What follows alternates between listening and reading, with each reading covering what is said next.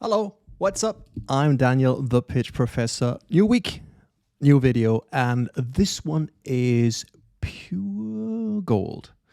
The title's called The Entrepreneur Who Said No to $4 Million.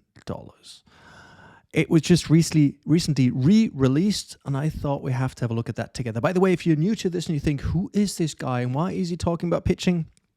Well, over the past decade, I've worked on thousands of pitches. I'm an entrepreneur myself. I've been training people in all walks of lives how to communicate things they believe in. I'm the former co-host of the Austrian version of Shark's Tank called 2 Minuten, 2 Millionen. I'm the first person to have pitched in freefall. And actually, I used to have tremendous stage anxiety, which I fixed, which you can see here. No, there, somewhere there, the video up here. That's a good one as well. And that's why I decided not to just do my typical trainings I do behind closed curtains or on stages for a little bit of a small audience, but you just film the stuff and put it on YouTube, because I had so many people walk up to me and say, hey, can you help me? Can you help me, Baba? Now I'm just on a little mission to create as much reference material for you. So without any further ado, let's go. And this is real gold. Now, what struck me in the title is The Entrepreneur Who Said No to 4 Million. Is I've had, while I'm setting this up, a lot of conversations with people over the last decade go like, man, if I had $1 million, I would do. If I had 2 million, I would do. What would you do if you had $1 million or euros or whatnot? Well, we were about to find out what I believe his name is Joe, but I'm bad with names, is going to do. Let's have a look at the first segment, the actual pitch, that you hear what this whole thing is actually about. Let's go. Hi, my name is Joe Moore. I am the president and CEO of the First Defense Nasal Screen Corporation, and I'm seeking $500,000 for 10% of my company.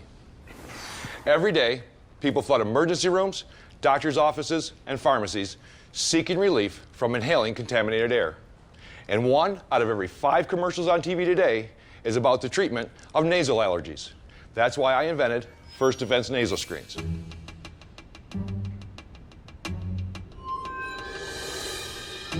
First Defense Nasal Screens are the first and only lightweight, non-inserted, almost non-visible nasal screen ever invented, and they have been clinically proven to reduce the inhalation of allergens, pollens, pollutions, pet danders, molds, viruses, and more by up to 99%.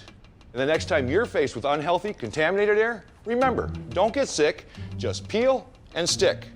Thank you. Any questions? So I'm going to jump in here. First of all, I think it was a really cool pitch. It was really straight down to the point. I quite like the name, First Defense Nasal Screens. You can tell by the choice of name that Joe does have a military background, as he later on reveals. I believe he's former Army and then former Marine, so he does like crayons. Sorry, I respect you guys a lot, and gals. But what I find is really interesting is his pitch is really down to the point. It's been well done. It's not over emotional. It's quite factual. But there was something I noticed, and something I see in so many pitches, is something we call micro expressions. And some of them are actually not micro, but quite big expressions, quite macro expressions. But especially when Joe said something like, it'll prevent 99% of whatever it was, pollution, we could see one reaction like, what?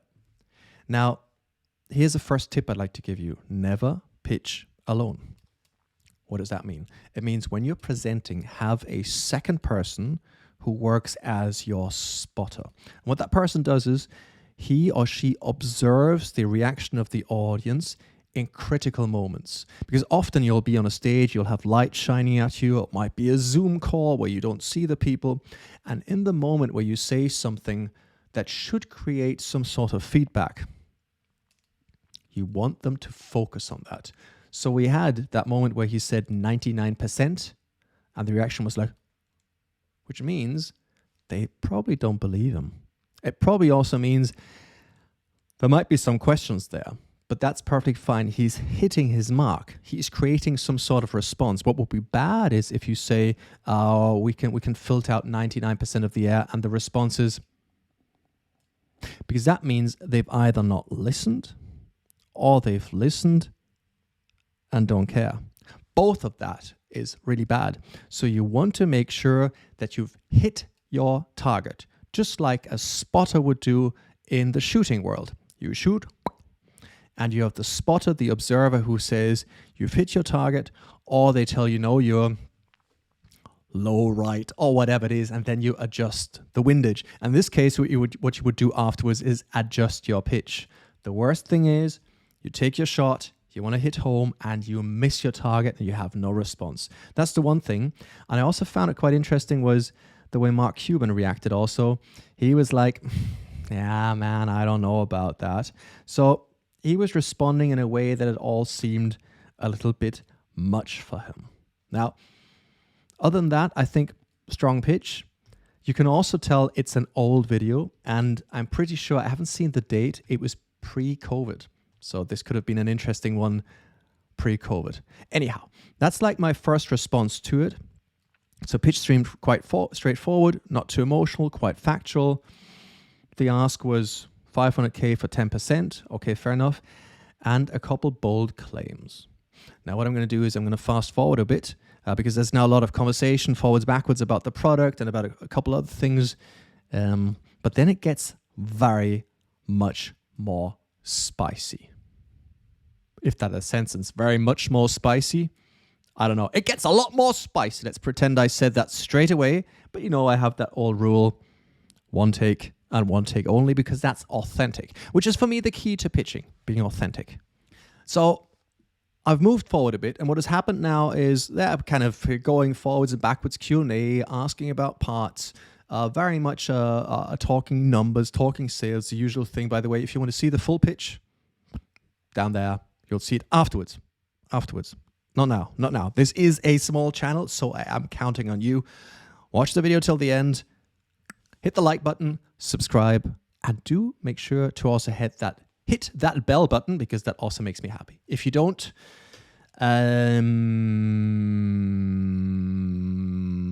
something terrible is going to happen.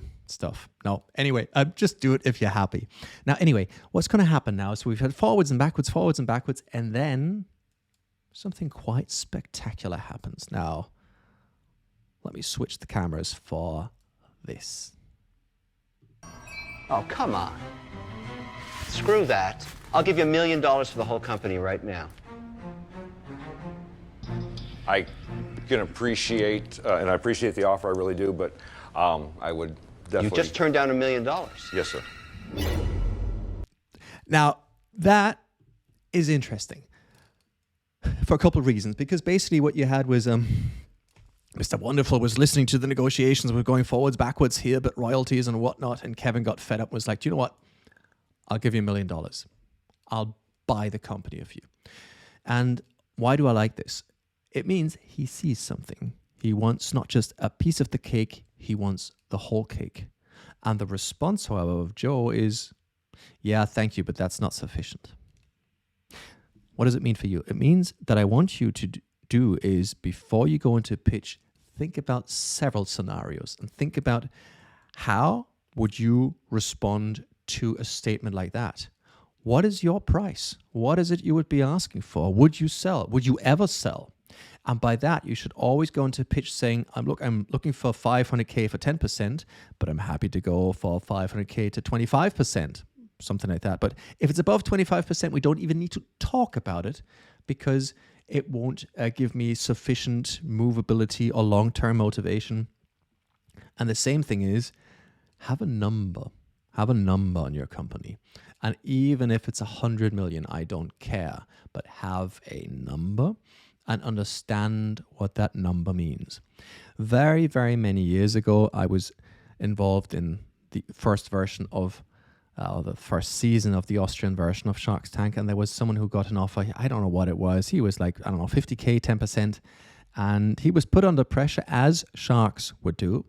And he ended up selling his company, or a good chunk of his company, more than 50% for close to nothing. Why? Because in that moment, in the heat of the moment, on stage, lights shining at you, cameras, time pressure, seasoned entrepreneurs working and biting chunks out of you, and you're there alone, that can do something to you. And what it can do is that your emotional thinking is taking over and your rational thinking isn't quite there where you want it to be. But if before you say, look, this is the arena in which I'm happy, I can go from 500 to 600. I can go from 10% to 20%. And anything out there is non-negotiable. That's extremely important. And the same thing is saying, look, however, if it's royalties, I'm happy to go from here to there. Or if it's even selling your company, saying, look, I would never sell my company, but if I get a $50 million offer, then I'm going to buy a Ferrari SP3, a house in Abu Dhabi, and start a new company and invest in 5 others. Something like that, you know, I mean, obviously not that material or whatever it is, but just to know a number. And to be honest, $1 million is a lot of money, but not if you've invested 5 years, not if you invested hundreds of thousands of dollars or euros into patents, then it's close to nothing. So just be aware of what it is, what you want to answer. So is Joe, and he rejects. And then they go forwards and backwards until someone else listens in and goes like, I don't know. Enter Robert. Now, here comes the next offer. Let me just switch again. To sell your whole business, my offer is $2 million for the entire business. You get a 10% royalty. You're the guy that runs it. Any interest in selling the entire business today, which is the road that I'm trying to go down? Not for $2 million. Would you go to $4 million?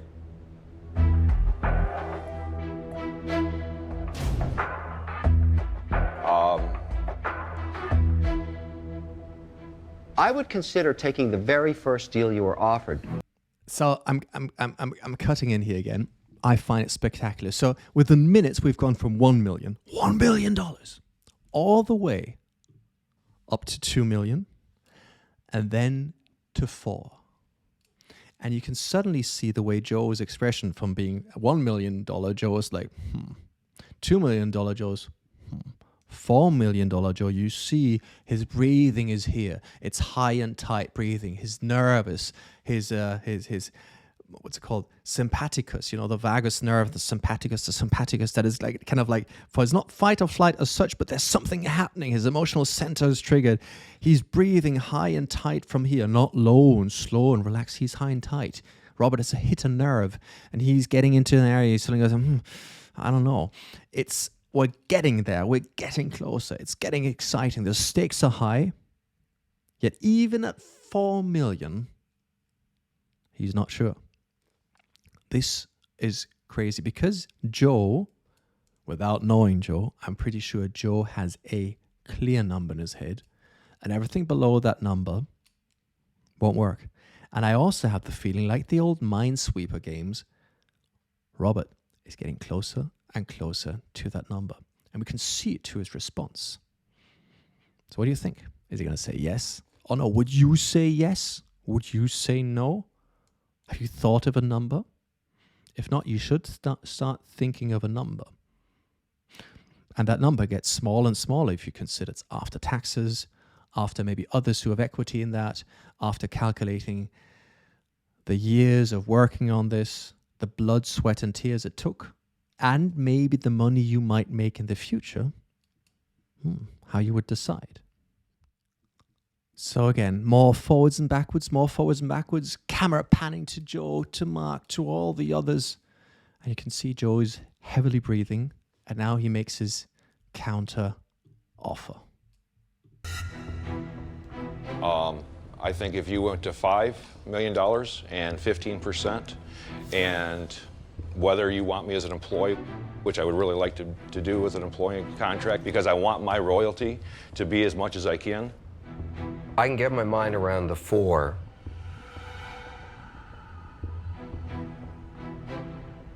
I can't go up to the 5. So I'm out.